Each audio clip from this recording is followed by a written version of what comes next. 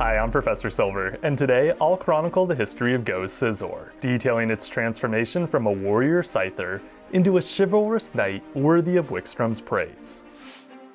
As a wild Scyther, Scizor debuted in the episode Working My Way Back to Mew. After Goh resolved himself to catch every Cantonian bug, he encountered Scyther in the Vermilion Forest.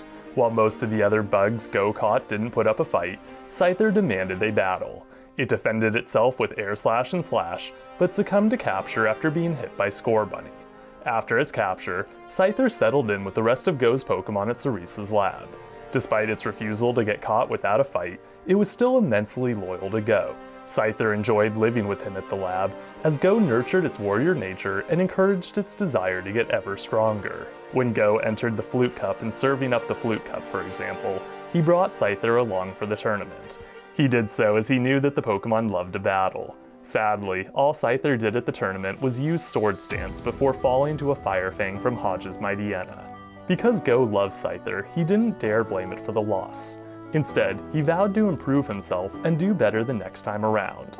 In the end, Scyther took the loss in stride. Once Nurse Joy healed its injuries, it returned to the life of a warrior devoted to its trainer's success. In many episodes where the lab was shown, like in Finding a Legend, Scyther could often be seen training.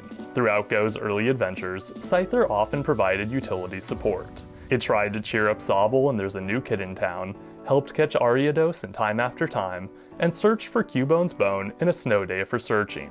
During the bone search, it unveiled a temper after some Geodude thought its face ripe for snowballs. That said, Scyther's biggest help to Goh in his endeavors was its defending of his bug types when the laboratory ran out of food in panic in the park. It couldn't bear to see its brethren get bullied, so it protected them from Grimer, Ekans, Stantler, and Darmanitan. Like Tracy's Scyther would have done, it acted like a natural leader. Once the war of Goh's Pokemon resolved itself, Scyther also revealed itself as an honorable individual by helping protect the Cascoon. Since all work and no play would have made Scyther a dull Mantis Pokemon, it also chilled with Dragonite in Best Friend's Worst Nightmare, and played with Pinsir in a raid battle in the Ruins. In searching for chivalry, Scyther returned to the spotlight as it volunteered to join Goh for training at the Castle of Chivalry. At the castle, Wickstrom of the Kalos Elite Four helped Scyther unlock its full potential. During the man's many challenges, the bug flying type showed off chivalrous traits like loyalty, courage, and honor. As revealed by its defensive Goh, it also adopted a readiness to help the weak. By doing so, it showed that it was a chivalrous knight who would protect all those it held dear. After completing Wickstrom's third challenge by fighting Aegislash and catching Klefki, Scyther was rewarded for its efforts with both a shiny medal and a metal coat. Thanks to the metal coat, it evolved into Scizor at episode's end after Goh agreed to place its Pokeball in a trade machine. The new form not only provided Scizor with steel typing, but also major strength.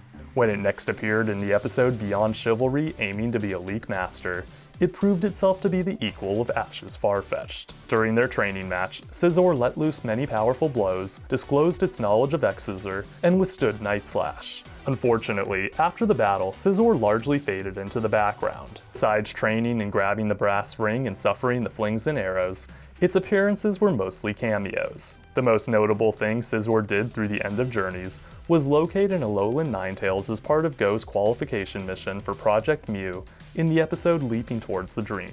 Although it attacked Ninetales with Metal Claw, it got frozen by Ice Beam, forcing its return. At the end of the series, Scizor also appeared to celebrate Goh's Project Mew success and wish him well on his new adventure. Even though Goh didn't plan to bring Scizor along on his new adventure, I imagine it'll soon enter his rotation as it's one of his most notable Pokemon. Since that concludes Scizor's history to date, let's get to its battle record. Scizor won no battles. It arguably lost to Scorbunny, Hodge's Mightyena, and Alolan Ninetales. Move-wise, it used Air Slash, Metal Claw, Slash, Sword Stance, and X-Scissor. I really wish Scizor got at least one win before Journeys concluded. Its debut battle, tournament foray, training under Wickstrom, and rivalry with Farfetch'd were all stellar additions to the series. To be honest, as much as I love the Scizor design, I think it's a shame that Scyther didn't evolve into Kleavor, as the Hisuian evolution would have given it way more exposure. All in all though, I think Scizor was a very fun Pokemon. It was just a victim of Goh having too big of a team.